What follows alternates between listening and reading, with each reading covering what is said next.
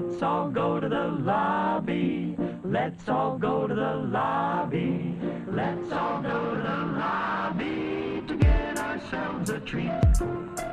Let's all go to the lobby. Let's all go to... Hello and welcome to Movies vs. Capitalism, an anti-capitalist movie podcast. I am Frank Capello. And I am Rivka Rivera. So Frank, as we've been discussing, yay, WGA got their contract. Actors are still on strike. There's also, in addition to everything that we are fighting for in SAG, in the contract, which we've talked about before, AI, many other things, there's another movement that's been happening sort of alongside this growing movement called auditions or work. And what actors are fighting for here is the recognition that, yes, auditions are work, but not only that, that they should be paid for this labor. Because as both of us know, it's intense labor to audition. Yeah, that makes a lot of sense to me. As some of our listeners know, I used to be a card-carrying SAG-AFTRA member. Rivka still is. I lived in LA for a decade, was doing the whole, actor auditioning thing, and you're still doing it. And it's a shit ton of work to be a working actor and to put in the labor necessary to adequately perform in an audition. One argument that we've heard from people is, an audition is just a job interview and I don't get paid to go on job interviews. And there's some truth in that, but also it's completely inaccurate because the type of labor that is required to go into an acting audition is more exhaustive and intensive than I think most of the work that I've done to go into job interviews. And now being in like the 9 to 5, no pun intended, but like the regular job market, I prepare for job interviews, but I'm not studying over my lines. I'm not, I'm not hiring coaches. I'm not, doing all the other work that goes into acting auditions. An incredible amount of work. I mean, there's incredible amount of work. The prep that you get yourself ready for. And then it all changed during the pandemic when normally you would go into a casting office where they would be doing a large amount of the labor by putting on the lights, filming you, getting you set up with a microphone, a camera. Having someone read with you. Yep.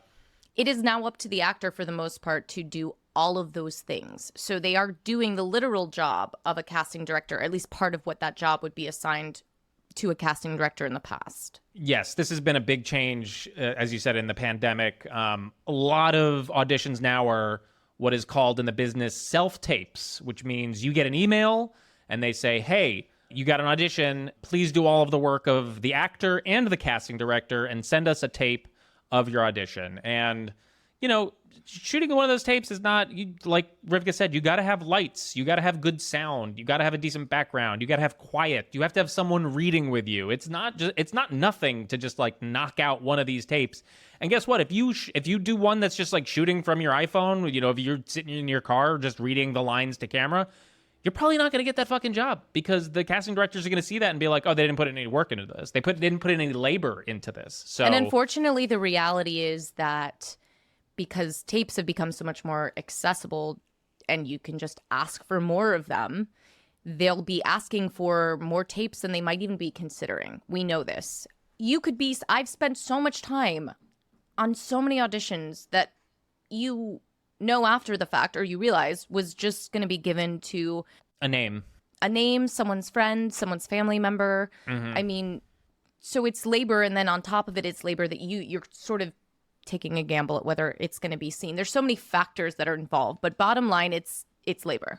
It's labor. And the last thing, before we get to the auditions or work movement, the last component of this is if you are a working actor, you have to essentially be on call during regular business hours to do these auditions. That is a huge, huge part of being a working actor that I don't think a lot of people know, because even when casting directors were doing sessions on their own, those would all happen during regular business hours. And the way that it would usually work is that, maybe the day before, maybe 2 days before, but sometimes the day of, you would get an email or a call from your agent or manager. They'd be like, hey, you have an audition in 3 hours. You have an audition tomorrow at 11 a.m. You have to be there. There's no other choice. So the onus is put on the actors to then find jobs that are flexible and jobs that allow them to, at a moment's notice, at the drop of a hat, go and do all of this labor to fulfill the audition, meaning that like actors have to work in bars and restaurants and other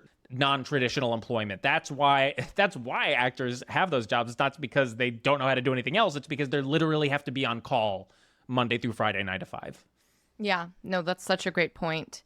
And underlying all of that is actually, I heard Jessica Chastain speaking on, I think it was a SAG-AFTRA panel, pretty courageously, the things she had to say, but just sort of like exposing the reality that underneath all of this is this toxic culture and this ideology that, well, you're doing something you love. So, you know, like, you should just be grateful. Yeah, getting paid on like vibes, essentially. Be grateful, and like any of this other stuff, you know, when you do the math, that's why like I think sometimes also when actors get like, I remember my first job knowing not a lot, being like, wow, I'm getting this big paycheck. I also knew not figuring out how to live. It's not a lot considering, but then you divide that in half of like all the work you did and how many hours you put in to get to that point. It's below minimum wage, like far below, probably in the negative space. So this all being said, you would think, at least I thought when I first heard about this movement was, oh, they're fighting for something else to be, you know, that we're going to fight to get into our contracts. So what, you thought they were trying to get, it's a movement for actors to be paid for their work in auditions? Yeah, I thought that was, you know, the fight, at least the fight to be like, let's get this in our contracts. It turns out this has actually been in our contracts since 1947. What? So, yeah. So SAG-AFTRA's TV theatrical Schedules A and B states that performers are owed half the scale day rate for every audition we perform but don't book. This covers the vast majority of roles in network shows, studio features, and high-budget indies. Half our current day rate comes to $541 per audition. So what you're telling me is there are tens of thousands of dollars that I left on the table from my tenure as an actor because I simply didn't know about this part in the contract? That's cool. Yeah, and you might be wondering, like, oh, are some actors getting paid this, some not? For the most part, what's been happening is, like, nobody has been really... The way to enforce this is you actually have to you sort of have to push the studio to do this. Like, for the reasons I just said, it's really hard. You would be an outlier. You would probably fear being blacklisted. You would fear being called difficult to work with. Your reps may be dropping you, that, like, that's an impossible thing to think of, which is why this is not a fight for an individual. This kind of fight to get what we've already been granted requires solidarity, requires a movement. And so it's been really amazing to see. And I'll be honest, I want to learn more. I haven't dived in nearly enough into this movement, but it's Auditions Are Work. You can go to auditionsarework.org to find out more. It's really organized. And on here, they are listing their demands. So the demands, again, because this is already in the contract, this is what they're saying. These are the steps that we need SAG-AFTRA leadership to take to enforce audition pay. So the first one is rescind the September 28th, 2022 requirements notice, which limited the circumstances under which the union would pursue audition pay. These circumstances are not found in our contract, and union members were not given a chance to vote on this change. So that's the first demand. The second is to reject any contract proposal from the AMPTP, the studios, that diminishes the audition pay provision in any way. And third, to enforce the audition pay provision by using automated procedures. This would ensure that members do not need to file claims for their owed payments. So that would be hell yeah, amazing. Absolutely. Yeah. Yeah, that's awesome. I mean, I'm conflicted because I wish that I had known about this provision in our contracts when I was still auditioning. But I'm not going to be one of those people who's like, I paid off my student loans, so you should have to pay off yours. No, I want this movement to gain some steam, and I think it would be unbelievable for SAG to enforce this on behalf of its members, especially because, as we have learned over the course of this this SAG strike, it's what's the number? How many SAG actors qualify for the health insurance? Like less than 10%, Yeah. something along those lines.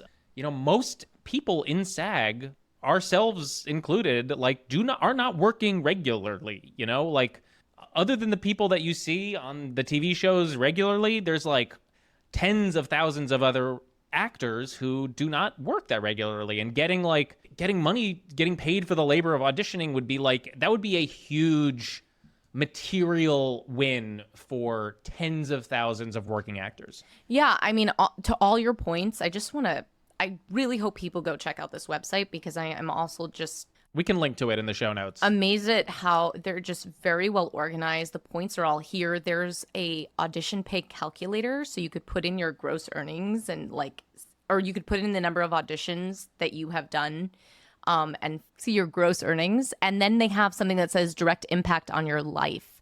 Pay off your base union dues, your car student loan payments, covers your rent for a month, like all of this stuff. And Wow. then the financial impact, exactly like you were just saying, they have a point about health insurance. Currently only 12.7% of SAG-AFTRA members earn the annual $26,470 needed to qualify for union health insurance.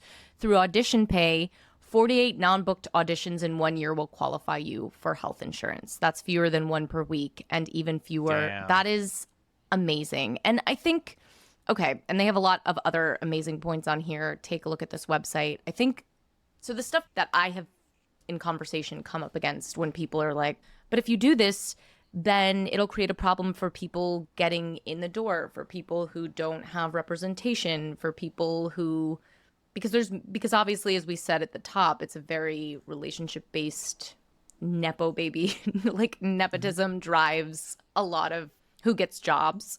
To me, that feels very fear-based. I think that there are ways to help. I don't like using the term developmental actor, but it's something that I've heard used, like help actors who are earlier in their careers trying to, maybe be seen for parts. You can make sure that there's a certain amount of auditions available for that. I'm not going to say it's like there's not going to be a way that like the old system would have to like find a new way of being, but I don't think having people do endless amounts of free labor is the answer. But also those problems that you just outlined for, non-union actors finding their foot through the door, those problems already exist. Yeah. To me, those sort of seem like separate issues. Like it is already extremely difficult for a non-union actor to, one, find representation, and then two, book enough work as a non-union member to then qualify to get into the union. That's a great point. Like those are already pretty massive hurdles that exist completely independently from the fact that union actors should be getting paid for their labor. I mean, non-union actors should be getting paid for their audition labor, but I mean... And there's already a whole industry, which is, they call it pay to play, where you pay to go be seen by a casting director. I mean, there's already this stuff where you're not only is it free labor, you're paying to be seen. It's a mess. I would rather know there were less people being seen for a part, but legitimately being seen because we are being paid to be seen, than take off half a day, like lose income, put in 15 hours of free labor, and not even know if my tape is going to be seen past 20 seconds.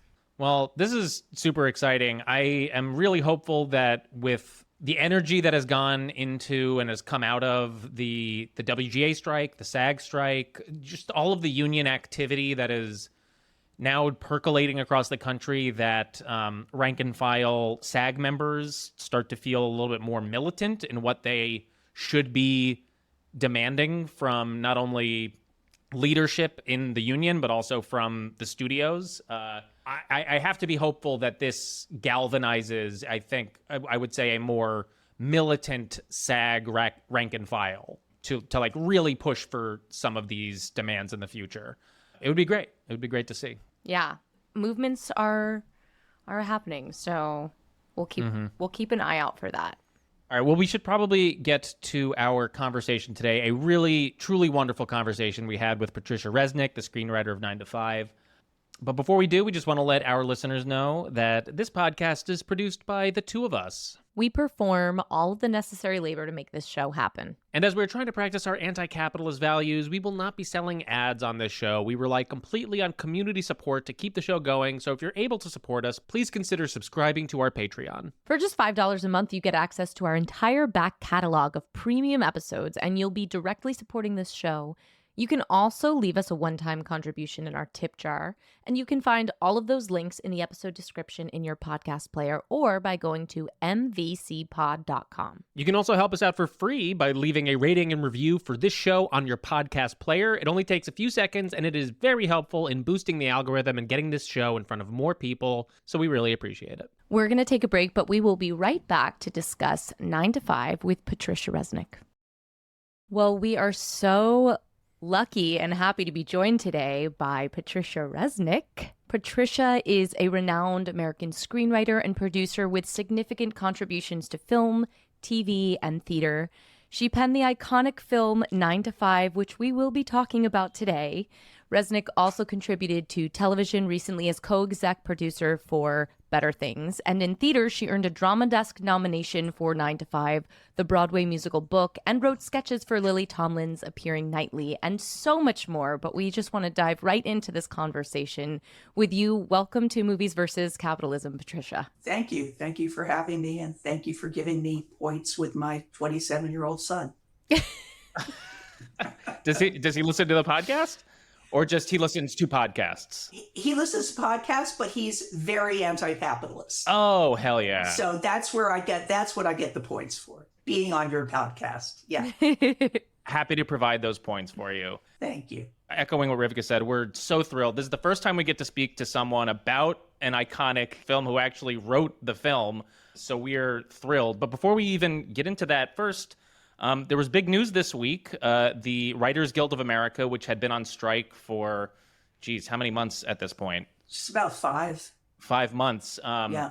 Reached a tentative agreement with the AMPTP, the studios and the streamers. And as of, I believe, a day ago, the strike has ended.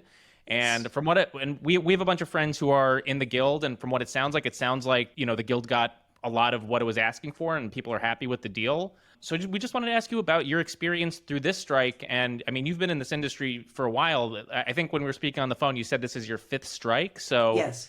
Can you tell us a little bit about how the industry has changed from that time and how this strike maybe feels different or the same from strikes of the past? The other strikes that I was involved in that stand out in my mind, because there were 3 in the 80s, so they tend to mush together a little bit in my brain, but they generally were over a new piece of technology. So whether it was video cassettes or then DVDs, mm-hmm. it generally had something to do with that. Just as AI was a big part of this strike, and certainly not the only problem that we had.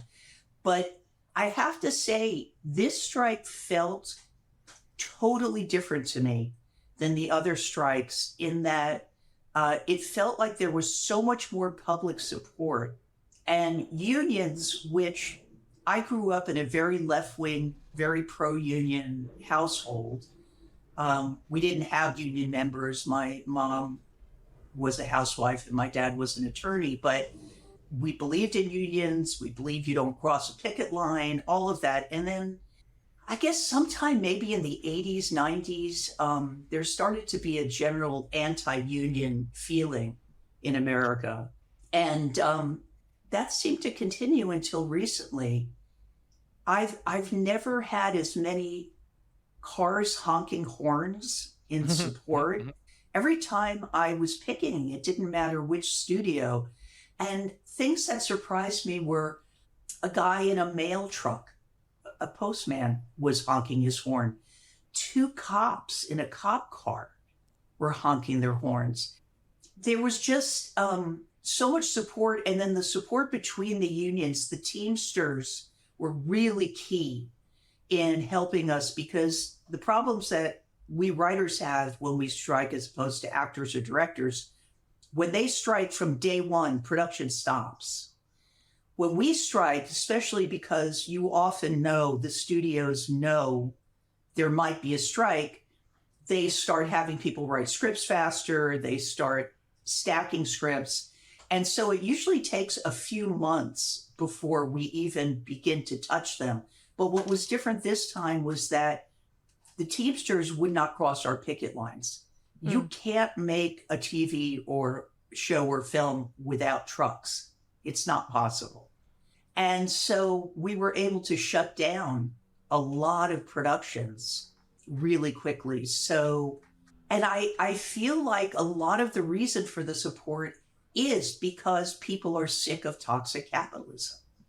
People are just sick to death of it. And to have these CEOs who are getting paid $250 million a year or whatever idiotic amount they're getting, whining and crying about the fact that they can't, give people a 1% raise, that they can't pay people enough to afford to live in New York or LA where the rents are insane.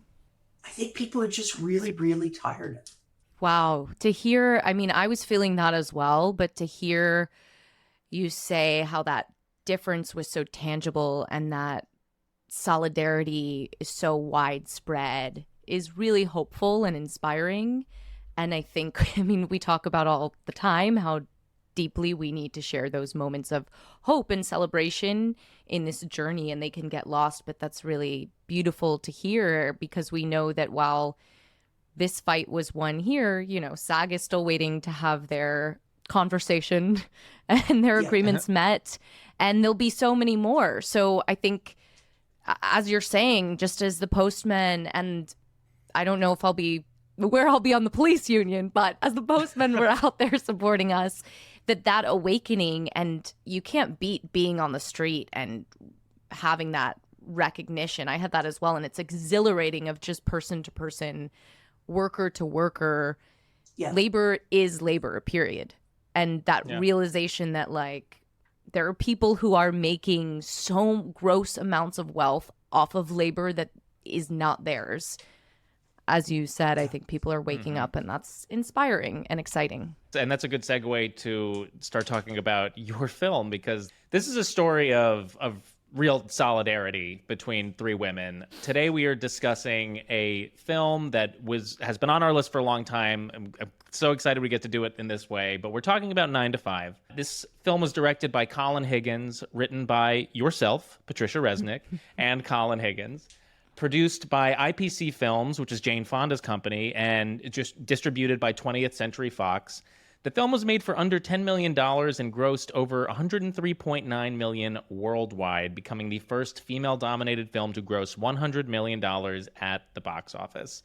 This movie stars Jane Fonda, Lily Tomlin, Dolly Parton, and Dabney Coleman. And if you've never seen it or haven't seen it in a while, 9 to 5 is a dark comedy that unfolds as three female secretaries, played by Fonda, Tomlin, and Parton, who are working in the male-dominated workplace of Consolidated Companies, which I just have to say, wow, what a brilliant name for a company.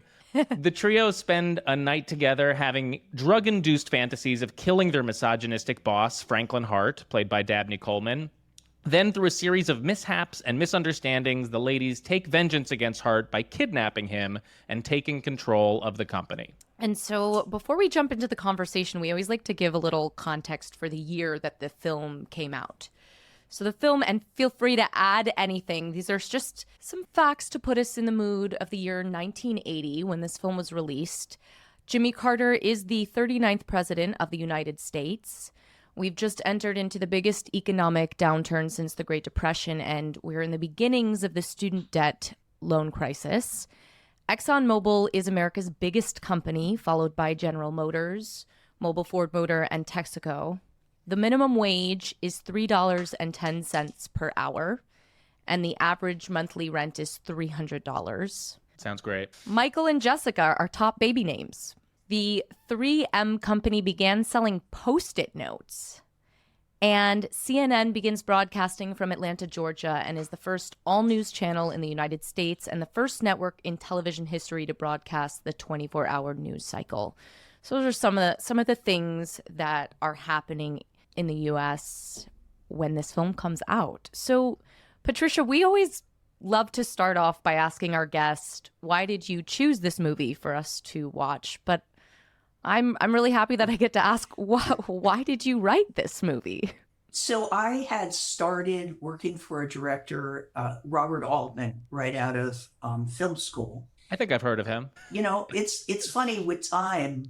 Some people have, some people have not, but he was one of the preeminent directors, certainly of the 70s. And I had co-written a couple of movies for him. I had left him, to try to pursue my own stuff. And I read in the trades that Jane Fonda wanted to make a movie about clerical workers with Dolly Parton and Lily Tomlin. Lily Tomlin had given me my very first writing gig. And I had met Dolly and written a bit for her. I wrote a sketch for her for a Cher special that she was the guest star on. And I'd always been a huge fan of Jane Fonda's, both as an actress and as an activist. So I saw that and I immediately wanted to put myself up for the job. And luckily we were with the same agency and she read some of my stuff and I went and met with her, and she had been meeting with an organization that was trying to unionize clerical workers. And so she had a stack, as high as my head of just statistics about secretaries and office workers. And, but she said, but I want it to be a comedy because I think that'll make the message more palatable. So it was then up to me to try to come up with a story and parts for those three women. Wow. So we were doing a little bit of research. There is a documentary that came out, I think, either last year or the year before, about the 9-to-5 movement, which was a real part of the women's liberation movement of the 60s and 70s. Yeah. That primarily focused around female office workers or just like women who had joined the workforce over the preceding decades and were encountering all of these headwinds that are so like brilliantly portrayed in the film. So I'm curious, as you're developing this movie with Jane Fonda and her company, how much are you talking about what is happening at the time? What was the feeling on the ground as you were going in to develop this, like with everybody? The thing for me that really informed it was going to spend a couple of weeks at, it happened to be Fox's insurance company, which was just a big company in downtown LA, because I had not worked as a secretary. I'd been a waitress and various and sundry other things, but I had never been a secretary. And so I went every day for a couple of weeks and became close with some of the women and got their stories and watched what was going on. And that made all of those, statistics, those kind of dry statistics come to life, and added a whole piece of the puzzle, which was not originally in there, which was the whole question of sexual harassment. And that came up because I watched it happening. Character that Dolly Parton plays, that story was happening to the boss's secretary at the office that I was hanging out at. Other than that, it's funny. I feel like even though the impetus was to say something about offices and workers, once you get into the studio, then you're embroiled in the script itself. Then your notes are very rarely going to be on what you're saying. It's more on, what's the structure and what's the characters. And there was some concern. My original draft was much darker. It was still a comedy, but I had them actually try to kill the boss in funny ways instead of having fantasies about it. And that scared them. So in 1979, when they were making it, they weren't quite ready for that. So that got softened up. And it's interesting too that the reviews at the time, the film, as you mentioned, was a very big hit, but the reviews are resoundingly mediocre. And they almost don't even mention what it is that we're talking about. And it's interesting that almost all of the critics, I think other than Pauline Kael, most of the critics at the time were men. Mm-hmm. And they didn't really talk about women's rights or the message of the movie. They just kind of dismissed it as being kind of a silly movie. That's really interesting to hear. And, as we've done this with different films, I've seen that trend where it's sort of, as you look at the reviews over time and movies that now are really, particularly films that have really important, strong political messaging that really hit the heartstring. I'm thinking about, Frank, now I'm forgetting the name of the movie with Denzel that we did with Nina Turner. John Q. And that there was actually, when you started to uncover it, like an intentional reason for them to not want people to look at how resonant that was with the healthcare issue. Like, people were afraid of the message. And this film is so popular. And I just think it's really interesting to hear that. It makes a lot of sense hearing you talk about not having to think about the message as you're writing these characters, because I'm thinking about just how the political is personal, the personal is political. You don't separate those. And I just think that is so clear in these female characters. Of course, you don't have to be thinking outwardly about their politics, because everything about them is their politics and how they move through the world and their relationships with their ex-husbands and their relationships with each other and their relationships to the workplace. That I think that's, for me, why it was so moving on this rewatch. And I learned a lot rewatching it about writing, about how you don't have to worry about pushing forward a message or being preachy when you're true to the character, that there's like truth to that humanity. You don't have to worry about the message because it's inherently going to be in the lives lived and how these characters exist. And I think that's just like all of the characters are written so fully, played so wonderfully, so nuanced that, it's a masterclass in that in my mind. It's interesting because I never really consciously thought about it, but you're exactly right. Once we determined that, one character, one woman was going to be newly divorced and has never worked and is new to the office and is a complete fish out of water. Another one is going to be clearly the most efficient, smartest person in the office, but is always passed over because she's female. And the third, nobody in the office likes because they're all sure that she's sleeping with the boss because the boss says she's sleeping with him. And so she's dismissed as a human being entirely, and also because of the way she looks. And so once that was set up, you're right. After that, I never had to think about, does someone need to make a big speech with the message, because it's built in to who they are. What you said about your earlier draft being too dark and them actually, killing the boss, I think that is extremely telling, because I feel like a film like this could be perceived as dangerous in its radical politics. And I find it very interesting that, this movie was produced, I assume, in, 79, came out in 80. This is coming after, all of 70s, Hollywood film, the golden era, Martin Scorsese, Francis Ford Coppola. How many movies did we watch of gangsters killing one another? But the second you say, hey, maybe these 3 female secretaries killed their boss, that is maybe a little bit a bridge too far. Yeah. It's interesting because here we are in 2023, and you mentioned we did a musical based on it that was on Broadway in 2009, and then it was revived on the West End in London in 2019. And since then, it's been touring all around the world. It was in Australia for a year. It's been all over the UK. It was actually just in South Korea. The one place that it cannot go is China. And the reason is because they're standing up to authority. And so that's not kosher.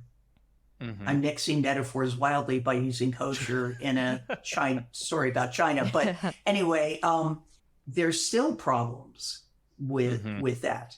It's interesting. Well, we'll kind of jump around, but since you brought up the musical and the music, and one of the things that is this movie is so known for is the song, which was actually written after right? It was written Yeah. and inspired like throughout, which I just, as a writer and an actor and a creator, there were so many pieces of just how the movie was put together that were really inspiring, starting with you hearing of the story, starting that Jane Fonda heard about this movement, was involved with this movement, knew this would be a great story, and then you heard it and came together and started collaborating based on just the desire to tell this labor story, and then get together this amazing group of women and men, but like women, and that then Dolly Parton's like, I'll do it, but I want to write the music. So like all Right. these really amazing, now famous and iconic pieces of this story seem to come together really collaboratively, but like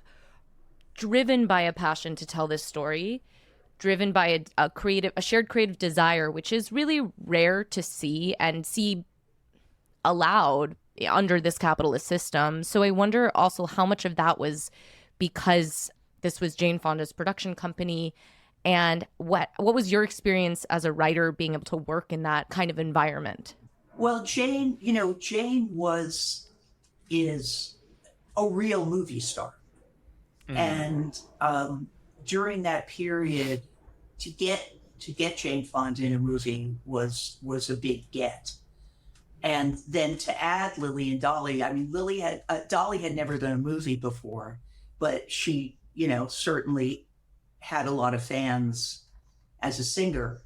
And Lily was very known from everything from Laugh-In to a bunch of other stuff she'd done. And we knew we had Jane from the get-go because it was her idea and her company. And it was written for Lily and Dolly. We didn't know for sure that we would get them, but we did. And from that point on, the movie was certainly going to get made. There was no question about it. And from when I first pitched it to the studio until it came out was about a year, which is really fast in movie time.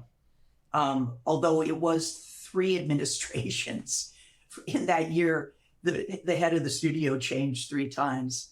So by the time it came out, Sherry Lansing was president and got to take credit for it. So that was nice for her.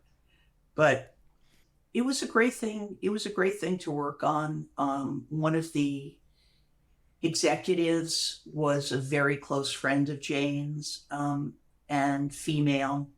So it was great. It was great to work on.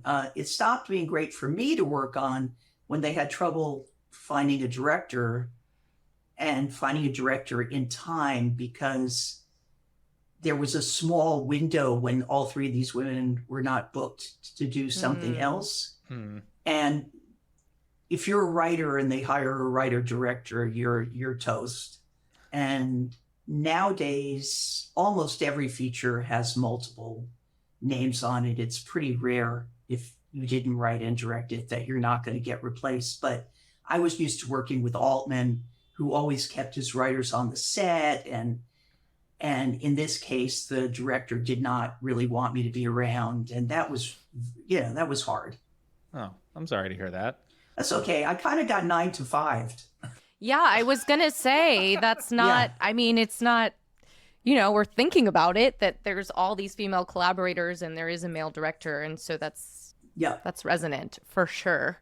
Patricia, I want to read something I found on Twitter. This comes from user Manic Pixie Meme Queen.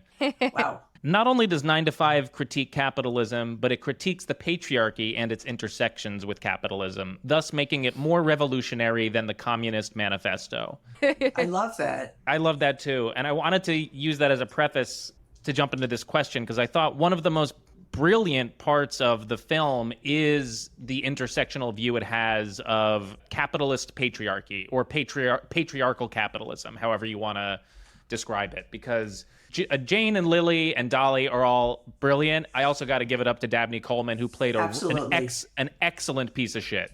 Excellent piece of shit. That's a hard part. I've seen many people attempt it in the musical over the years. It is a tough part, and he did a brilliant job. Hart is, probably one of the worst bosses ever portrayed on film. He's a misogynist. He does everything. He does everything from, forcing Violet to go shopping for his wife, to asking Dorley to do a turn in front of him. And then he abusively dresses down Judy after she has a mishap with the printer. But not only do we have that, we have the dynamic between the women at the office, which is where this intersection of capitalism and patriarchy comes in, because the women are forced to be in competition with one another. And that is exemplified through the character of Roz, who is basically Hart's number two. She's the top woman in the office, and essentially his spy. And she'll turn the other women in if it means that she's going to get advanced at all. And I thought that was such a brilliant layer of showing how, because of the way that capitalism creates this scarcity mentality between people, and when you add the gender dynamic, it forces this scarcity mentality between the women at the office, where they feel, oh no, there's only space enough for one of us, maybe two of us, so you're not my sister, you're not my comrade, you're my competition. I'm curious where that aspect of the story came from, because I thought it was such a brilliant layer within what was already a very dynamic story. In Hollywood at the time, as a young female, I very much would feel that with female executives. There were female executives. As I said, by the time the movie came out, there was a female head of 20th Century Fox. But there was still very much, I guess this saying is, I don't know how problematic this saying is, but since I'm Jewish, I'm going to throw it out there, but the only Jew in the country club. There was a feeling where female executives, it felt like they were afraid to really back a female writer, or God forbid, a female director, because if it didn't go well, they would be blamed for throwing their power behind someone just because they were a female. And so I often felt that they were harder on me because I was female. And also I was in my 20s, and most of these women were at least in their 30s, which means that they were born in the 40s, in the 1940s. And so they were really inculcated, maybe a little bit more than I was, with that 50s mentality about the male and the power dynamic. It was really a problem. And then there's always the person who's in whatever minority it is, who aligns themselves with management.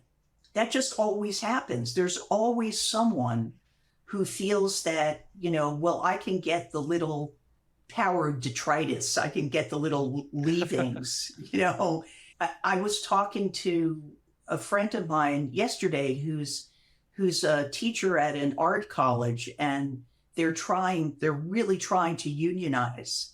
And a lot of the faculty is management aligned.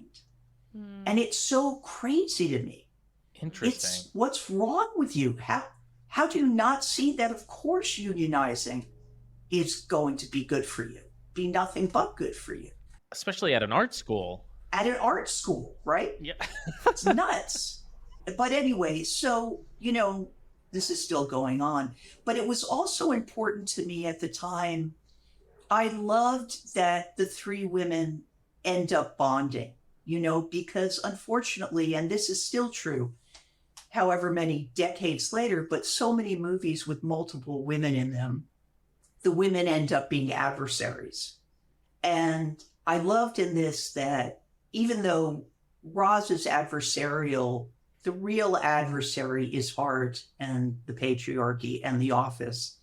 And I hope you feel a little for Roz, because she's not just a martinet. She clearly is in love with him, which is so sick, but she is. But I wanted the three leads those characters to really bond and really form a genuine friendship, which they did. And it was really helpful that the three actresses did actually really get along, during the shoot, from everything I understand. And I think that you felt it. Yeah, truly. It's the heart of the film. Yeah. I mean, the scene where they're all smoking pot together and laughing hysterically. Like, Yeah. I dare anyone to watch that and not smile. You can't. It's Yeah. infectious. And it's placed so perfectly, because that is just the point where you're tied with them through the joy, which, again, this is a labor movie. And so I think that it's so joyful is really important, because we talk a lot about how much that can be missed in organizing and labor building, and how crucial it is that it's joyful, because ultimately the outcome is like we're looking for more joy and abundance and well-being. So the process can be. And I also thought Roz was written and played with a lot of empathy, which is hard. We watched Working Girl on here, and I remember we had a lot of conversations. There was a lot of like adversary between the two female characters and the boss character. And to me, I was like, I almost in the rewatch was getting ready for some girl bossing, and I didn't find any of that in this, which was really a wonderful surprise, because I felt like, you think of the 80s as a time where that was being pushed forward as sort of like the brand of female empowerment. But the problem, of course, with girl boss is like there's only one room for one boss, and it's just a replication of the system. And this film at its heart is not that at all. In fact, at the end, for anyone who hasn't seen it in a while or revisited it, if you're feeling that all the way through, then it's pretty mind-blowing when you get to the end and the office is literally transformed by these women. Not just, you could have easily made it just, right, like feminist vibes. or they get rid of Hart, and that's the big win. And that's the win. And now everyone gets to work without this awful man around. But that has nothing to do with the system. Instead, they transform the office to have in-office daycare, flexible, like things that I'm like, wow, these are so radical. Flexible hours, job sharing programming. Things we still don't have. We still don't have. Yep. Still don't have. Job sharing, like an alcoholics recovery program, unbelievable. Rivka, you said something that made me think about something that I've never thought, which is unusual with 9 to 5, because I've been talking about it for so many years. But the thing about the competition between women and the friendship between women, a lot of the competition between women, some of it's over work, but I think so much of it is over men, right? And I think the fact that I'm not a straight female, I'm a gay female. And so I don't have that mindset of, I'm competing with the other women to get the guy. And that's the scarcity thinking, right? Because I want that guy, and there's only that one, and other women are trying to get him from me, and are they prettier than I am? And all of that, that was not in my worldview. And so I wonder if that kind of seeped in. And thank God it was not in this film. It's so refreshing. Yeah. In fact, like it's like this happened, and then you have all these other films that replicate some of those same patriarchal stereotypes that are true, but also women care so deeply about their friendships and about these bonds. And the fact that is so scary and radical says a lot, and how empowering that is. It's funny, I didn't even clock that there wasn't a romance until right now, because I didn't miss it, and I'm assuming that's like a note that you would probably get, or anyone would get from a studio head, like, we gotta have a romance in here, otherwise it's not a movie. Yeah, it never came up. We did put a little one in the musical, but that was primarily, it's for two reasons. One is if you've got Dolly Parton writing your score, and you can't have her write a love song. Yeah. You're kind of missing something. But also, we wanted to have a guy in the show who was a good guy. We didn't want to make it seem like we're just male bashing and all the men are awful. And the part of the Dolly character's husband is small. And so we gave the Lily Tomlin character a romance, but we flipped it by making him much younger. He's a much younger man. Ooh, yeah. Yeah, Okay. so tried to make it not the standard. Patricia, I'm curious. One of the last questions I have, jumping off of what we were just talking about, these reforms that the women institute in their workplace that make the workplace just like, night and day better for everyone. These are the type of reforms that you would normally see through like a unionization effort. You already spoke about you were researching and working with unions at the time and writing this movie, but the idea of unionization doesn't come up in the film. Right. Was there ever a conversation about that? I mean, obviously, the premise of the movie, 3 women kidnap their boss and then make their office better, doesn't necessarily need a union, and it works like fine on its own. But I'm curious if there was ever a conversation about, is there a union storyline or anything like that?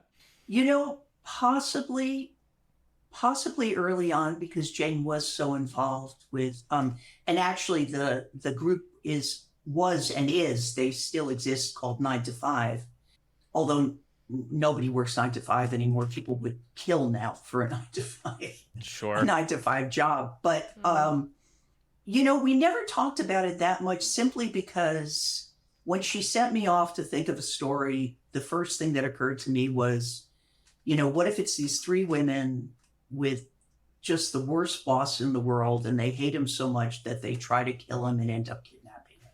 That was the one liner. Mm-hmm. And I think the nitty gritty of putting together a union does not necessarily lend itself to comedy. Witness Norma Ray, which is a great movie. Union. It's a wonderful movie, but it's certainly a drama. I also wanted to ask about the end, because I was also surprised that this is, like you're saying, a comedy, but I very much could feel the need for that darkness and the edge. And so I think it's interesting you said there was an even darker desire of yours, which I love. Yeah. But they do make all of these changes, and ultimately, because it makes people happier, or the big capitalist at the top is happy because they're getting better work, and so it works out for them, and so we feel like they got away with something. However, there is, which I think is really interesting, they're standing in the child daycare, and Russell Tinsworthy, the board chairman, who's like the big wig and wearing all white and a hat and was just flown in from Brazil, is literally holding a little girl in his hands. And the women are behind him, and he's like, I love all of these things except for the pay equity. Like, we're not going to do that. And so at the very end, you get this feeling of like, it's not giving that sort of completely cathartic, this is totally happy. Like, if you're watching, there's real work to be done. We get some things, but like the most important, the most fundamental thing is still being flicked away by the man at the top and by this system. And I thought that was, it left me really thinking, and it left me really loving that choice. So I was just curious if there were other options, if there was a lot of thought about like, how do we end this? Do we give them everything? I mean, first of all, that line, it's interesting because we kept that line in the musical, and it still gets a huge response. It gets an enormous laugh, which is kind of too bad. You almost wish it didn't, because if it wasn't a problem anymore, it wouldn't get the laugh. But it's a laugh of recognition by the women in the audience, because they're still, not parody. Is it better? Yeah. Is it equal? No, it's not. And I think the line is there just because we didn't want to do, this is the perfect little happy ending, and they all went to the seashore, tie it up in a bow. But as far as just ending the movie, it's funny. We had a lot of trouble ending it. We never could quite come up with that button, which is why at the end now there's the roll that tells you what happened to each of them. That happened in post, because they realized somehow the end of the movie just didn't feel like an end. And same thing in the musical. We changed a bit what happens to everybody, but it was the same thing. There's a speech now at the end that's not in the movie, because one of the nice things about theater is you get to keep messing with it, where the Violet, the Lily Tomlin character, makes a speech about, there's the guy and there's the little guy. And the little guy is everybody, including women, and what the life is like of the guy as compared to what the life is like for the little guy. And that speech gets huge applause, but you still can't end on it. So I don't know what it is about ending that movie, but we seem to need that scroll, and we needed that line to say, yeah, but there's still a lot of work. There's still a lot of work. Yeah, it's perfect because it's, like you said, it's hilarious because the way that Sterling Hayden delivers it, and you don't expect it after he's just been so effusive over all the changes. Right. But it's that reminder. It's that reminder that, there's still so much work to be done.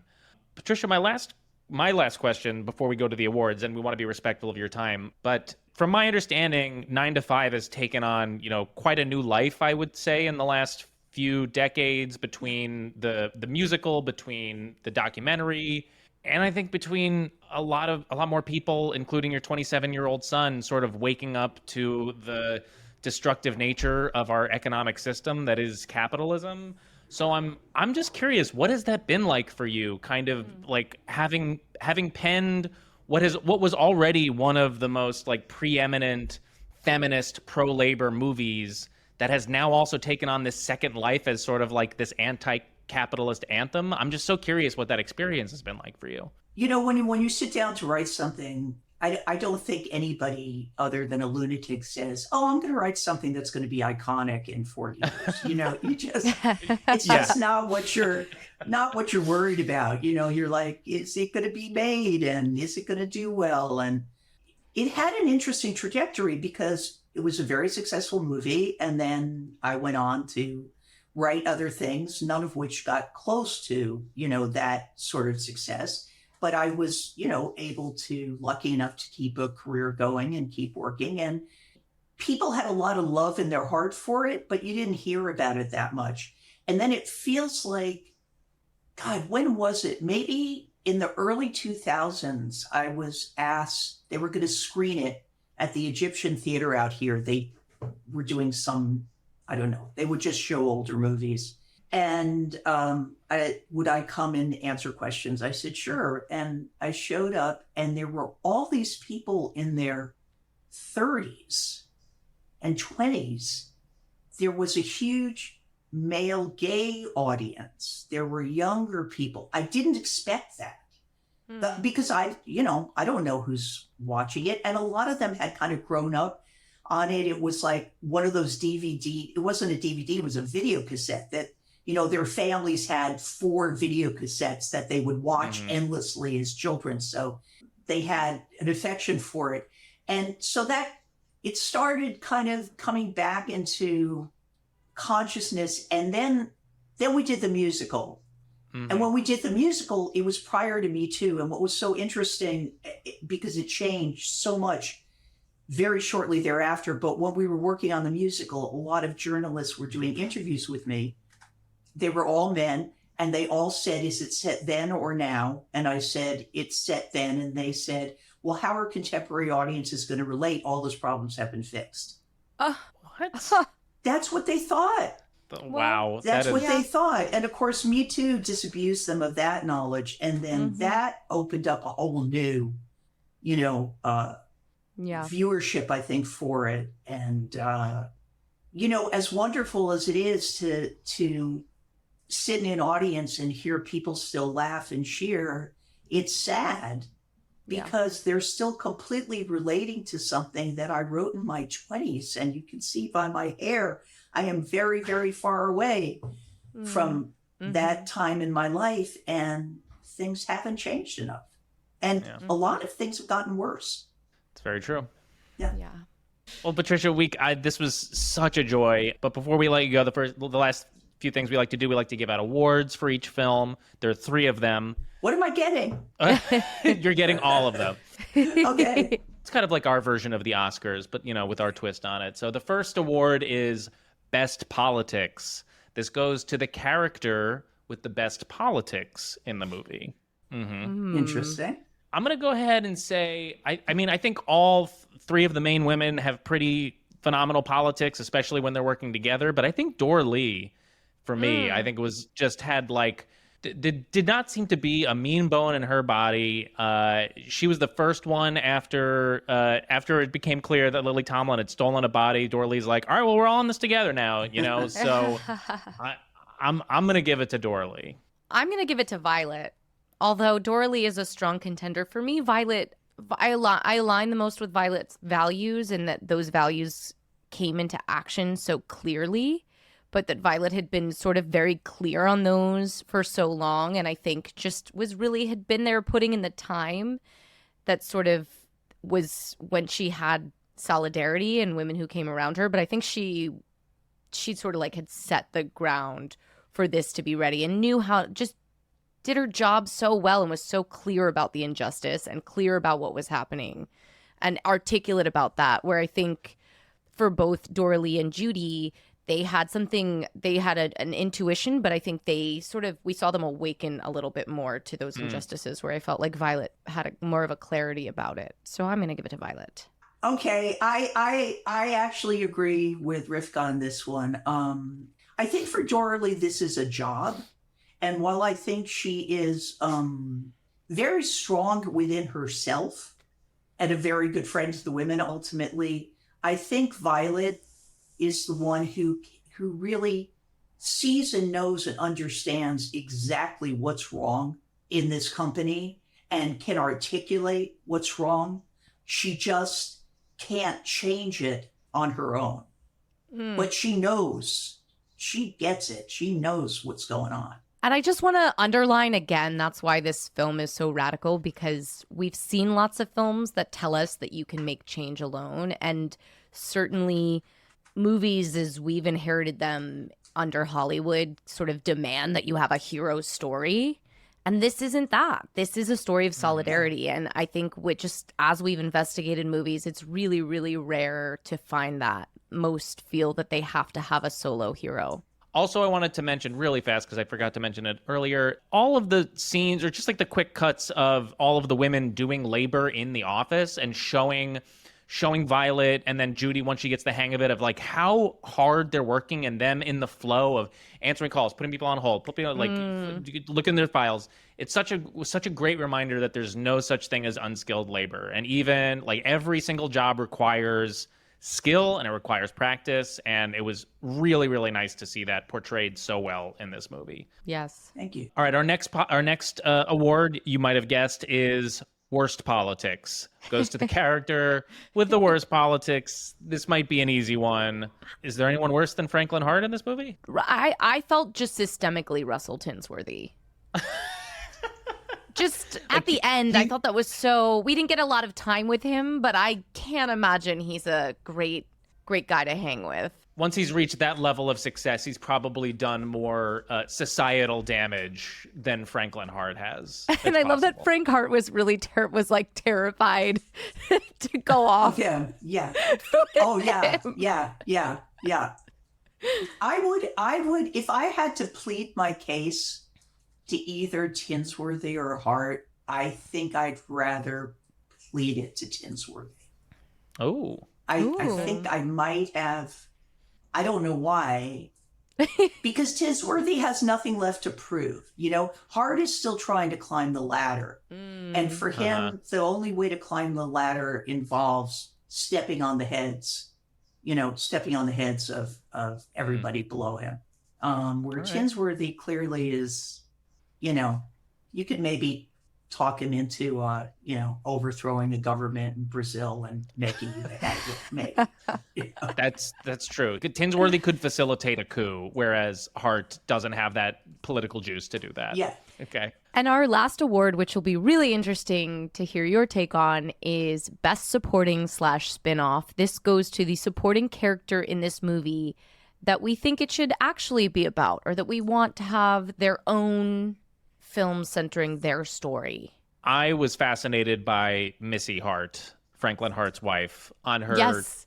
2-month-long cruise. I want to see the story. I imagine that Missy Hart is going on a swingers cruise and is just having the most sexually liberated experience, completely unbeknownst to her like terrible husband Franklin, who I'm sure is very bad at sex. So I just like that's what I was imagining. It was Missy was just having the best time ever on a swingers cruise while all of this was happening back at their house. Can I tell you something super interesting before you weigh in, Rivka? So Yeah. in my original draft, the one where they try to kill him. So they try to kill him, I think it's 3 times, and fail. And they kidnap him, but then he's found dead. And they're blamed for it. And it actually turns out that Missy came back to town early and killed him. Had enough. I love that. I love that. And that's that they in 1979 they were like, no. No. But I so there's a super interesting Missy backstory possible. So I love that you had her on a swingers cruise. So I was torn.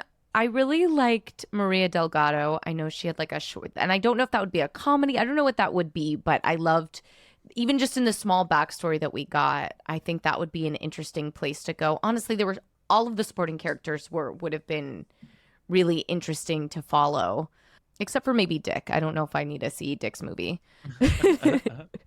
But yeah, I think that would have been an interesting storyline to follow, especially because it led to it had such interesting consequences in like what actually happened in the office, and having this like flexible work schedule and the need for all of these things. I just was like, what is going on after she gets let go? So I'd like to see Margaret, the Office Lushes story. Yes, of course. As someone who got sober in the 80s and still is, I'm very curious about, if it worked for her. That was a very, very early days of rehab. I think like Betty Ford was just kind of maybe starting then. And I just would love to know, who she becomes, and maybe what entertaining ways her alcoholism shows outside of alcoholism. Yeah. I gotta say, every time she said "atta girl," I fucking laughed. That really made me laugh. So good. That was really, Atta girl. really great delivery. Brilliant. That actress was named Peggy Pope. She sadly is no longer with us, but I mean, she took a little part and just made it indelible. Yeah. You know? So brilliant. Love when Yeah. that happens. Yeah. Actually, just a little bit more on that character as well, to couch it again in a political context. Another brilliant thing is that so often you see alcoholics portrayed as only being some sort of individual malady. And this was where we're introduced to just what there was so much empathy also to just the circumstance of like, yeah, if you had such shitty conditions, it might be, she calls it I'm self-medicating, like really in reaction and response to the circumstance. And then also that the solution could come from a communal solution, could like, because your work could maybe help you out in these extenuating circumstances, like that could be part of we could all be in a communal healing, and that there are material efforts that could be made. It's not just a matter of like, well, pull yourself up by the bootstraps. Right. You know? Yeah, the women cover for her. And the last thing I wanted to say in terms of capitalism and 9 to 5 is there was a point just a little bit before the pandemic where actually we were going to do a sequel, which I wrote with Rashida Jones, and sold to Fox, and then Disney bought Fox, and it just ended up not happening. But there's so much going on now. Well, now offices have changed again because of the pandemic. But, in 1979, if you were a secretary in a big firm like that, you could after a number of years, probably buy a little house like Violet has. You could own a car. Maybe it wouldn't be a luxury car, but you could buy a new car. You could support your kids. And these women, my guess is there was some sort of health care. There was some kind of a pension if you were there for long enough. That's not true. None of those things are true. And all of this, office work turned into, permanent temps, people who they don't have health care. They don't have pensions. They can't even go to HR if you're a temp. You're shit out of luck. And as far as sexual harassment, that just went underground. You couldn't be as blatant as Hart is, but we all know it. Look, it's constantly still happening. Russell Brand's the last person that there's always somebody is always abusing power someplace. And, in so many ways, I think as bad as it was then, I think for young people I know my son he's trying to find a studio apartment in LA and is having trouble, and not in like a fantastic area. He's having trouble finding something for $1,800 or less for a studio. Yeah. That's absurd. It's criminal. That's just absurd. He works, 2 jobs full time. And I see that with, a lot of younger writers I know. It's just very, very rough now.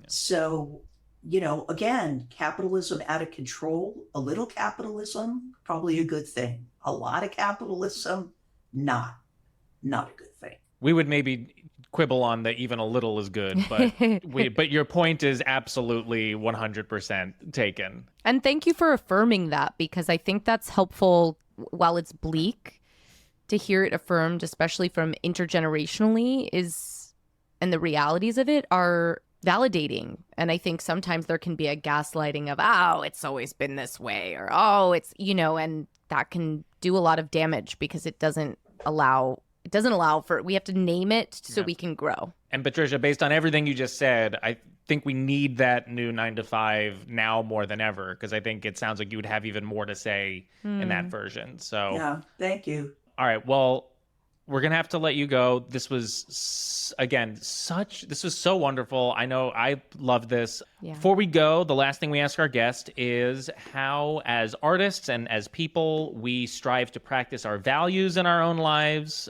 whether they are anti-capitalist values, feminist values, pro-labor values. So is there one thing that you do in your everyday life, or a practice you engage in, an organization you work with, that you'd like to share with us?